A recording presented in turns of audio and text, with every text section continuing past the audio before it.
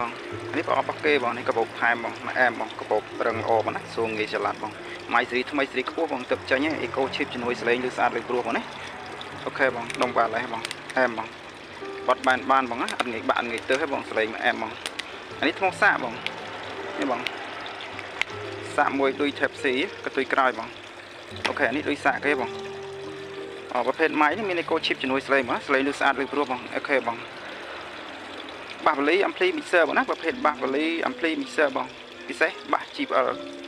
LD Sony បុកបងប្រភេទបាសបងដែលខ្សោយអេកូស្ទើអេកូតឹងប្រឹងពិបាកជាងយើងយកអេកូ chip ជំនួយសលេងលើ microphone បងប្រភេទម៉ៃនេះយើងអាចសេរីសលេងបានបងណាអានេះអេកូអូវែងអូខ្លីបងពីលើនេះបងណា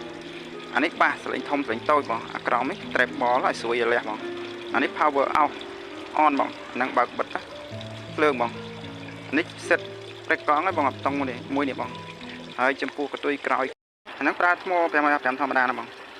ចំពោះកតុយក្រោយគេនេះបងអាកតុយនេះយើងអាចសេរីវលីមសុបខ្លាំងសុបតិចឲ្យជាងធូបងបើឲ្យសុបខ្លាំងខ្លាំងលើបងបថយក្រោមបងវលីមតូចវលីមធំវលីមម៉ៃក្រូហ្វូនសុបខ្លាំងសុបតិចបងឲ្យជាងធូអូខេបងងួនណាបងនេះងួនមកសេតរបស់គេម៉ៃមកគូហ្នឹងបង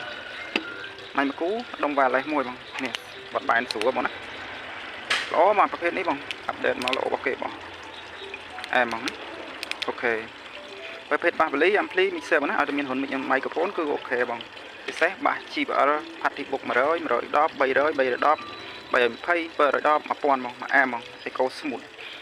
បាសបងថ្លៃពីច្រើនបងប្រើម៉ៃទៅជាងតឹងប្រឹងបាក់ជាងអេកូវារឹងបងប្រភេទនេះអេកូ smooth ល្អជាងធូបងមកអែមប្រើបានគ្រប់បាសវលី ampli mixer បងណាប្រភេទបាសមានហ៊ុនមីក្រូហ្វូនបងពិសេស GPL LD Sony Book បងធ្ងន់បងសលេងធ្ងន់សុកខ្លាំងសុកអត់ឆ្ងាយបាន50ទៅ80ម៉ែត្របង